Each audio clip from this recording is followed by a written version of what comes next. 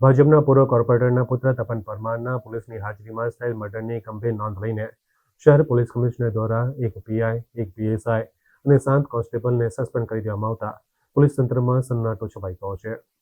વડોદરાના નાગરવાડા નવી ધરતી વિસ્તારમાં થયેલ ઝઘડાના લોહિયાળ પડઘા મોડી રાત્રે સયાજી હોસ્પિટલમાં પડ્યા હતા. નાગરવાડાના માથાભારે બાબર પઠાણે સયાજી હોસ્પિટલના કેન્ટીન પાસે ભાજપના પૂર્વ કોર્પોરેટરના પુત્ર તપન પરમારની છરીના વપરા છાપરી ઘા ઝીકી હત્યા કરી હતી.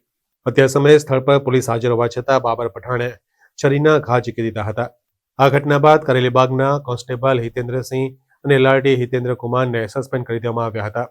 આ ઘટના પછી પોલીસ કમિશનર નરસિંહ કુમાર દ્વારા ડિપાર્ટમેન્ટલ ઇન્કવાયરી શરૂ કરવામાં આવી હતી અને ડીસીપી પન્ના મોમાયાએ તપાસ કરી રિપોર્ટ સુપ્રત કર્યો હતો, જેમાં ઘટના માટે કોણ જવાબદાર હતું, કોની શું ફરજ બેદરકારી છે તેનો પણ ઉલ્લેખ કરવામાં આવ્યો હતો.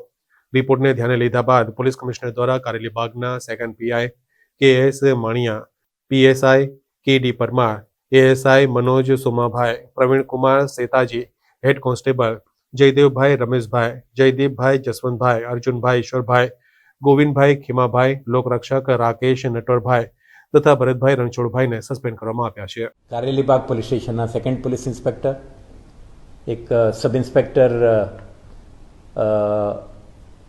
અને અન્ય 8 एएसआई हेड કોન્સ્ટેબલને अपने જુદા જુદા કારણેસર પ્રાથમિક તપાસમાં બહાર આવેલ તથ્યના આધારે આજે ફરજ મોકૂફ કરીને એમના વિધિસરની કાયદાકીય તપાસ હાથ ધરી છે.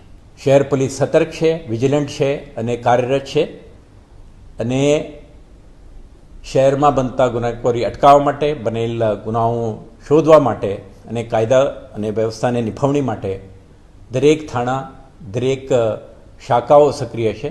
તો સુરક્ષા આવતા દિવસમાં વધુ સદૃઢ બનશે અને તમારા સાથ સહકારથી આપણે વધારે ઇફેક્ટિવ તરીકેથી લો એન્ફોર્સમેન્ટ કરી શકીશું. આભાર. સર, બાબરના ઘણા